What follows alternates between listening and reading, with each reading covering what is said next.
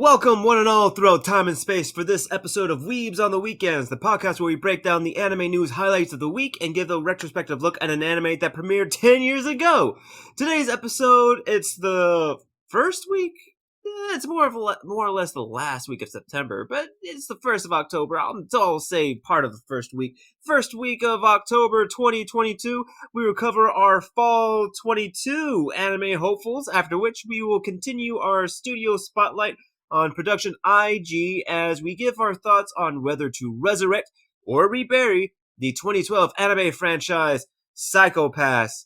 My name is Sam Martinez. I'm a part-time weeb, full-time automail mechanic, and with me as always is my co-host Jay Johnson, part-time weeb, full-time English language sensei. And now, Jay, we are transitioning to your favorite, well, not to your favorite, but to one of your favorite animes. And again, to let our lovely ladies and gentle listeners, they are timecodes, descriptions. We are transitioning to the meat and potatoes of today's episode, where we will be talking about a very, very big name in anime known as Psychopass. Now, Jay, I would normally ask, like, have you heard of this before? But this is definitely one of your influential anime. So are there any thoughts or comments that you would like to give before you give the synopsis, or do you just want to jump right into it? I can jump right into it because, yeah, I was just like, even while you were saying, it's like, would this be my favorite anime? And we always do the 3-episode test, so I actually watched it in the dub for the first time ever. Did you watch the sub or dub? I watched it in the dub. I think I've watched it in the sub years ago, but I watched it in the dub. Of course, yeah, because like I've watched it several times in the sub, and I've never been curious about the dub because you kind of see the archetypes of the characters, and it's like, oh, I know who's going to be cast for these roles, and I know their voices, kind of by instinct. So yeah, I'll jump right into it. And again, to go back to, is this my favorite anime? And I'm going to say no. It's definitely up there. It's probably top 3 with like Made in Abyss, Durara, and like I would say probably Space Dandy and Eden of the East. So it's a contender, but I wouldn't say it's my favorite just because of how dark it can get, and that's very intentional. But let me give you some background on Psychopass because I'm a fan. It is an original property. Again, we're doing a spotlight on production IG. And this is, we're right before its 10-year anniversary. It premiered back on October 12th, 2010. For its first season, there are 22 episodes, following with 2 more seasons, as well as 3 movies and a light novel. And then this year, there should be releasing a 10-year anniversary film called Providence. So essentially, it's a story set in the futuristic era for Japan, where the civil system governs and determines the criminality of its citizens. And the story centers on a rookie inspector, Akane Sukamori, and her enforcer, Shinya Kogami. And that's essentially it. They work as a team to basically follow orders issued out by the civil system to pursue and apprehend criminals, and even execute them, actually. Because even as I'm thinking about the synopsis, I don't want to spoil anything, because this show goes deep into its genres of crime, cyberpunk, and psychological thrillers. And what I usually say to people when I say, "Oh, why should you check out Psychopass?" It's a very easy blend between like Minority Report, which is the Tom Cruise movie from the early 2000s, I guess, and I would say probably Judge Dredd, if I was going to make another comparison or to. Oh, that's a good comparison, yeah. But yeah, it's really intense. It has an R rating for violence and gore, and it's available on Hulu, Funimation, Tubi, and Prime Video. Wow, it's so much to talk about, and I didn't know where to take this conversation, but Sam, how was the first 3 episodes for you? Because I actually left feeling a new way about the first 3 than I did when I first saw it. Really? I would say I feel the same way that I did about the first 3. The first time that I saw it, it made me want to continue to watch it, because I have watched the entirety of Psychopass, and it does make me rethink And I remember like the first time I watched it, like I thought it was like a manga series, but it's an anime original. Like the fact that like all of this was done as an anime original, it's very tight knit. It's very well written. It's very well thought out. I would also say too, like I guess like going back and rewatching it, it made me realize that the that the authors of the show, they really, they love their sci-fi. I mean, you can tell like as you're watching it, the Blade Runner aesthetic, and even in episode 3, I forgot what the name of the perp was, but the guy that was in the facility, when he went to hijack one of the robots that was there in the facility, he had a memory stick or a memory drive that was labeled Johnny Mnemonic, and that is based off of a sci-fi Keanu Reeves movie where Keanu Reeves was a data courier. So, they know their sci-fi stuff, whoever were the minds behind this, and they know, like, they are definitely tapping into a niche audience that they know what they want to see. Very much, they are very much addressing the people who like things like Ghost in the Shell, some of that harder sci-fi story. And again, like I said, it's done very well, and like that's how I felt about it. But you said that you've had different feelings rewatching these first 3 episodes. What do you mean by that? Yeah, so just to backtrack over what you just said, because I'm glad you don't know who wrote the story for this. So it's by Gen. Oh, I don't want to mess up his last name, but it's Gen Urobuchi, and we've talked about him before because he was the writer for Madoka Magica. He's the writer for Fate Zero. He's the writer for Black Lagoon. He's the writer for Anoa Zero and Giganta, which are like some of the most pronounced mechas in the 2010s. Yeah. So he's very much a fan of like the sci-fi genre, like you said. And it's very important to note, like, because again, I keep going to say, like, I'm such a big fan, is that the original concept of the story was to be another touchstone in the sci-fi genre as Ghost in the Shell. So it was actually written in the perspective of making it a somewhat of a successor to the genre as Ghost in the Shell, which was done by Movie Oshii, I think, or Oshihi.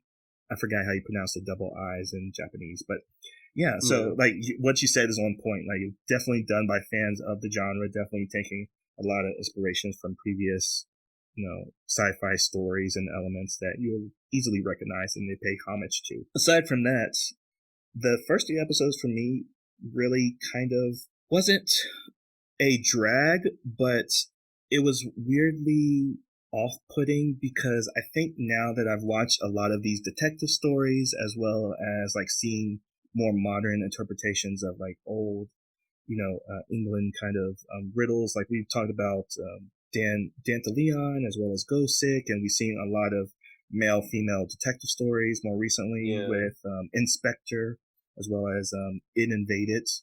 So like it's like a formula, of course, like hard, gruff guy and kind of rookie kind of female lead, and it's just like where Psychopass goes, I kind of forgot how plain the start of it is, because you don't really know about the overarching villain, even though I forgot even in the opening scene of the first episode you see that it was like a media res though, right? Because like that media res, thank you. Yeah, it's an media res, and then you immediately get showered with blood and guts. Like, oh yeah, it's R-rated. Again, it's like, oh yeah, I forgot about that. So I was just being reminded of things that I kind of just glossed over for where the story goes in the following seasons as well as the movies. But like for the first 3 episodes, I kind of just left like, if I didn't know how the story unravels, I don't actually think I would recommend Psychopass off of the first 3 episodes, and I was very surprised because the first 2 episodes deal with her as a rookie detective, Akane Sukamori, and coming onto the task force for the first time, where we haven't really even talked about the world of Psychopass yet. There's so much to talk about. There is a lot to talk about. Yeah, but yeah, just for a brief like synopsis is that episode 1, she gets introduced to this to the public safety board or commission, or however they're announced, is that it's made up of latent criminals who have been released from prison to hunt down other criminals, essentially. So kind of like a twist on the Judge Dredd. It's like you send the worst kind of people after the worst kind of people, essentially, and all her job is to hold their leashes, essentially, or hold their collars. And in the second episode, it is kind of a cool down episode where the characters get a little bit flushed out, and you just see that she's having trouble or contemplating, quitting the job or seeing if it's the right fit for her. And in the third episode, they get like the really first case of their team working together and see how she plays a piece. So like for that structure, like that feels very safe for, again, like such a very dense and dark story, because all the character designs are really uniformed. Only one of the guys is like, he has like two-tone hair. He has a red tie and like two double belts. I like noted that. It was like he's the only one that really stands out from a character design perspective, as one of the older enforcers has like a robotic hand to kind of give you that Decker vibe from Blade Runner. So like there's a lot of details to it to look at it, but I don't think it really translates to someone that's seeing it for the first time. So I was trying to imagine myself seeing this for the first time, and I wasn't really impressed. But you were? I would say like it sort of just like reinforced everything, because again, like I guess like they're playing to me. I'm one of those people that sort of like that genre, and the fact that with these characters, like they have so much personality. You were talking about Shusi, the guy that had the red tie, that had that lackadaisical attitude, right? He's sort of like the Michelangelo from the Ninja Turtles of the group, where he's sort of like pals around and he kids around, but he has a serious moment with Akane that honestly I breezed through the first time watching it, and like sitting back and rewatching it, because he is a latent criminal, and essentially he is like from now on he is treated something of a trustee inmate, right, where they can go out and do public services, right, but they always have to be monitored and things like that. And he sits down and he talks with Akane, and you realize that with her, like she can be whatever, whoever she wants. And as you said, like she's sort of like had that existentialism where she's trying to figure out what she wants to do with her life. And it's like with him, he was frustrated because he has no choice in the matter, because he was a latent criminal when he was so young. And this is like the best that he can do, is basically living with 24-hour surveillance, not being able to do anything that he wants to do himself. And here, this woman, she can do literally anything that she wanted to, and yet she has reserved herself for that line of work. And it makes him mad, right? Because even though like he acts lackadaisical, he sort of sees her having this lackadaisical attitude with something that he has to live with day in and day out. So like that adds like a layer of depth to his character. And I remember the old school gruff guy.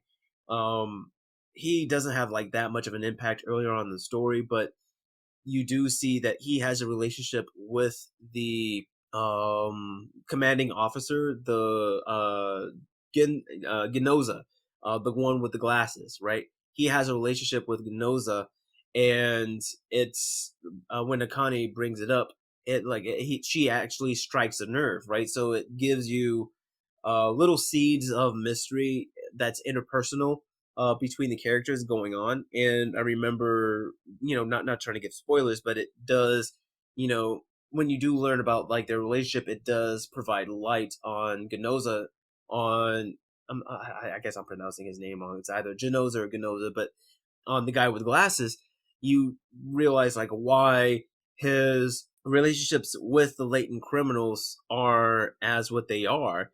And seeing his arcs throughout the series, it's sort of ironic seeing the full circle that he ends up going through. I would also say like it's also very, very like Psychopass as a whole. It's very relevant because of what's going on with China and with their I forgot what it's called. It's a social credit. Yeah, star system. Yeah, the star system, because it's it's very funny because like Psychopass, it had like that very much like that Black Mirror moment where it's like Black Mirror, they had that episode where it was like that blue raunchy teddy bear end up becoming a prime minister, like a joke becoming a prime minister or becoming a world leader, and we saw that happen in real life, sort of, just like it. This is one of those works that you like very much like the Twilight Zone, where it's like you're supposed to watch it, you're supposed to learn from, because if you don't take precautions in learning the lessons from these stories, they end up happening in real life, and we've seen that with the star system, because this work came out in 2012. And when did the star system come into play, Jay? Yeah, it was proposed like in 2014, and then it became active in 2016. So it's just very. I feel like, if anything, it's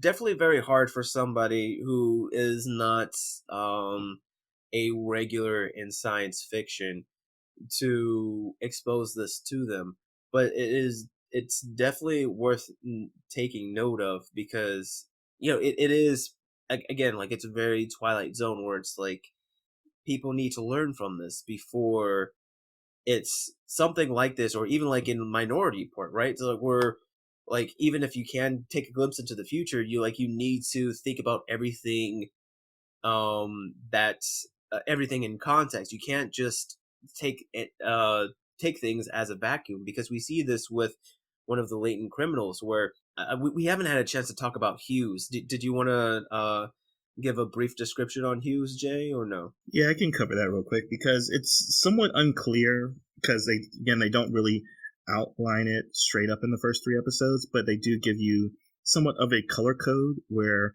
the darker the color is, the more likely you are to commit a crime, or at least to be perceived as a threat to society. And that's what the civil system is basically rendering its judgments on. And we haven't even talked about the civil system yet either, but it is based on a lot of things. Again, this is a psychosomatic measurement of people's consciousness, giving their latencies to commit crimes. And we see that one, stress influences it, and fear influences it. Because in the first episode, a woman gets kidnapped and sexually assaulted, and by the perpetrator, is like off the scale and is rendered by the civil system to be a threat to society and is supposed to be executed.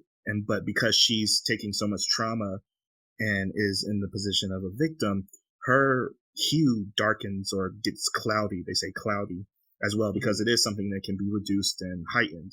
So it gets cloudy and gets less cloudy.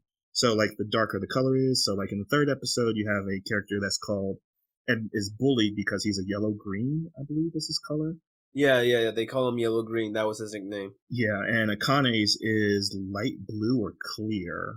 Like hers is really like a pale color, because that's one of the things that they set up very early on, is that she might be suited for this job because her hue never darkens, or her hue never clouds. And when you were talking about the woman, that was what I was going to bring up, because as you mentioned, and what was mentioned in the show was that the hue is how they're affected. It's fear and the situation, and because this woman was, she experienced a very traumatic incident, of course her hue is going to change. But the way that the weapons, the Dominator, because they have an internal scan where they can check your hue, right? And the Dominator has two functions, where you can either stun or you can completely obliterate somebody based on their hue. In this situation, the woman's hue was so high because she's a victim and she experienced a traumatic incident, but the scanner or the simple system doesn't really take that into account. It's like, oh, her hue is this color, she's a latent criminal, she needs to be dealt with, instead of taking in the entire context of everything, like what Akane did. She talked with her, calmed her down a little bit, to where her hue was in a more agreeable level. Because if with everybody else was like, oh, her hue is this, she's gone past the point of no return. Instead of, realizing or remembering like this person is a victim. It's like you don't treat the victim like you do the perpetrator, especially when the victim is, just being affected with what has been done to them. And it's just little lessons like that that need to be learned, and is what is propagated in Psychopass, for my opinion. And I think that's actually more of a weakness to the first 3 episodes. Okay. Again, because like one, there's it's really hard to judge these characters off the bat because one, you've been told they're criminals and they're in a system that's been long established. I think that's something that kind of gets overlooked as well. Like this is an established world, and when you really see Akane act, and even though it's her first job as a cop, and dealing and just saw someone really liquefied, like her reaction is very childish, and she kind of reverts. And again, the second episode kind of comes full circle with her kind of coming to terms with the job as she's in, and having that conversation with the not tsundere guy, but the cheerful personality guy that brings like a good lighted heartedness to the whole drab assembly of cops that there is. Are you talking about Kaguri, the guy Yeah, with the red top? Kaguri. Yeah, thank you, Kaguri. And yeah, it's just like very odd setup to her character, which again, like, kind of gives her a place to start when her arc, when her character starts to arc or build or grow. So it's like I understand why they did that with her character. It's just a weird place in a world that's pre-established. Now, if this was like Purge Year One or Civil System Year One, I would kind of get that, but it kind of puts her in a weird position, especially in contrast to the other investigator, which is Goza, which you said, is that he's like just stoic, and it's already revealed in these first couple episodes that the older enforcer was a former inspector. So, it's already making this clear line of relatability with the characters that even the inspectors are on this edge of being enforcers, potentially, eventually. And then there's like small things with like Kogami. You show the inside of his living quarters, and he's like trying to track down a certain somebody, which you don't know what it is, but he has flashbacks to a murder or some kind of traumatic event in his past. And then there is the other female enforcer who's having some kind of sexy time with the lab assistant, Shion. So like everyone has like a very clear, established, deep personal connection to each other, or at least to themselves, which you really find relatable and palatable. But there's something just I think I said off-putting at the beginning about the first 3 episodes when I said that. It's like where it goes is that there is a very clear unbalance between the two main leads of Akane and Kogami. It's like I wish it was written a little bit stronger, but that's just me being wishful. But for the first 3 episodes, I think I'm going to say they pass because I still wanted to watch episode 4 because episode 3 concluded with a voiceover of calling Kagome a wolf after he's kind of made this declaration of, oh, I've been a hunting dog for so long I forgot what it means to be a detective. So I'm very much looking forward to seeing, if I haven't seen this already, but I would be looking forward to seeing where this goes because it's setting up this confrontation because it began in media res, like you said, and then there is some kind of sinisterness to the system, and I think that's also a problem. Trying to talk out all the problems of the first 2 episodes is that the civil system never seems to be in the right from the get-go. And I guess that's something to say, like in a description of the show, you can say it's a dystopian or utopia, but in the description of this, it just says futuristic. So it's kind of for you to decide, for the audience to decide, but like from the get-go, it seems very one-sided against the civil system at the start. But how about you? Am I making any sense about this? No. You are.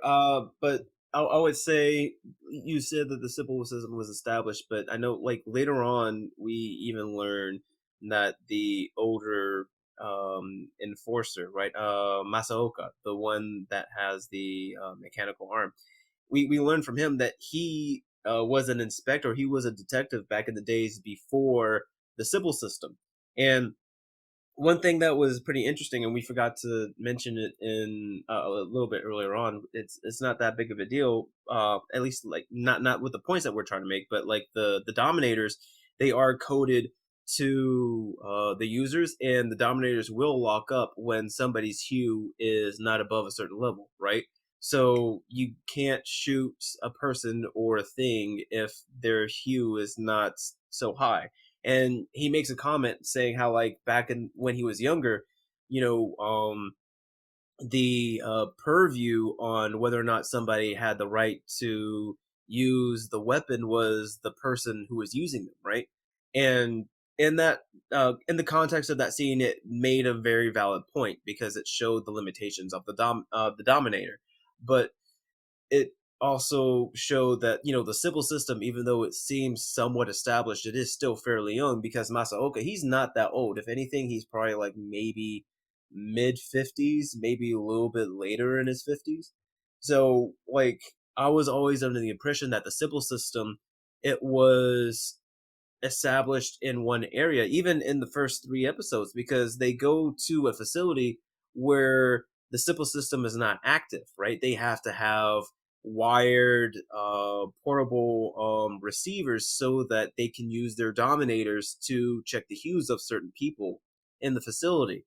And granted, that's because of how the facility was made, but it sort of reinforced the idea in my head. I'm trying to remember, there was another series similar to this where it was like they only established the simple system within a certain area, and if it worked in that area for so long, then they would expand uh the reach of the simple system. That was under I was under that understanding. But was Sybil, was it explained just how far reaching the Sybil system was? Was it just in Tokyo or was it all over Japan?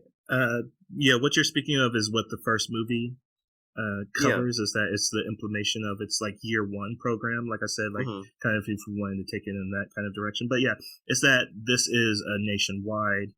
Okay. There is a nationwide, but like they talk about it a couple times, that it is a department of the government, so it only has like so far of a reach because the factory they go to is under the Department of Economy or Yeah, Finances. yeah, So yeah, yeah. like they have the ability to say like we don't allow civil to rule or to govern this area. So as you said before, then it still stands that like Sybil has been shown to be established for much of the country. But I'm trying to think because like they were still. It was weird because like they were still like even areas where they had to be wary of because like there weren't any cameras or receivers. Um, I think it was when they were looking for the kidnapper and the assailant and the victim because they were saying like there was like one alley that he can go through where they weren't able to track their movements just because of the allocation of funds and things like that. I need to go back and watch it. No, you're right, because like Yeah. that's the kind of allusion I was making to Judge Dredd, is that yeah, Yeah. you clearly know Judge Dredd is happening in a dystopian future, and it's the same Hmm. thing here. Is that there are abolished districts essentially where civil doesn't have like drones and security to govern people's hue, so you can go into these areas and basically stay homeless or do criminal activities, kind of like the newest Judge Dredd movie where there was like a tower that was like basically ungoverned. So it's the same way. Is that yeah, civil Oh has my its goodness. limitations. It's just like Raid Redemption. Oh yeah, that's better Yes. comparison. But yeah, so it's like these first 3 episodes are poking holes into the civil system already, like very slightly. Like you're already has this Mhm. unease about it. So it's very well into establishing what's going to be the overarching story. So after giving it some more thought, saying that it did pass a 3 episode test for me, and like just saying it's my favorite anime or one of my favorite animes of all time, I'm gonna give it a verdict again of a definitely resurrection. But how do you feel, Sam? Oh no, it definitely passed the 3 episode test, and as you said before, in terms of it's very niche, but it needs to be watched. And I feel like would you think that it is digestible for the layman in terms of sci-fi? Like, what do you think would be the most? I guess like if say like the most that they've ever seen is Star Wars, right, or have at least heard of it. Do you think that Psychopass would be digestible for somebody? Yeah, I was thinking about that too because I was worried that the 3 episodes were going to be poorly paced. And I was remembering that it's like a lot of the first episode is like, oh, how does the world work? What are these people? How does the civil system work? And it's like, even like something that you mentioned is like they don't pull the trigger. Well, humans are still pulling the trigger, but they even call the guns the Dominators, the eyes of Oracle, or the Oracle of Civil. So it's like you're Mm-hmm. already getting this like hints of like Civil's maybe considered a god, or maybe there's even a religion out in the Japanese community that thinks of Civil as a deity.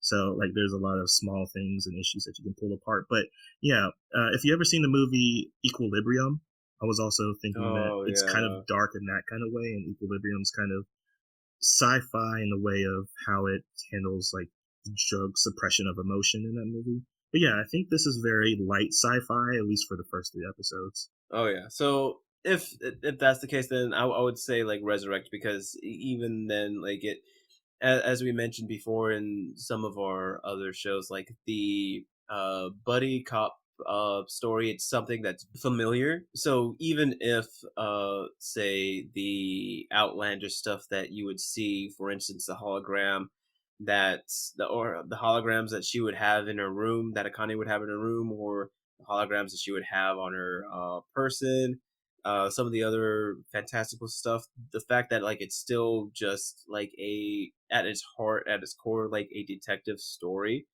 it's something that's very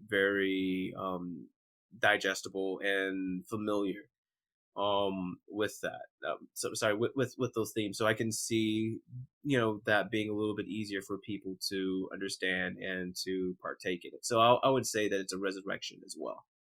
All right, wonderful. So 2 resurrections, 2 passes on 3 episode tests. So that's nice that we started off the new season with agreement. So see how that holds up after this. But yeah. Awesome. So that was our thoughts on the wonderful work that Production IG has done in regards to Psychopass. And I'm trying to remember, because as I said, that was our IG spotlight.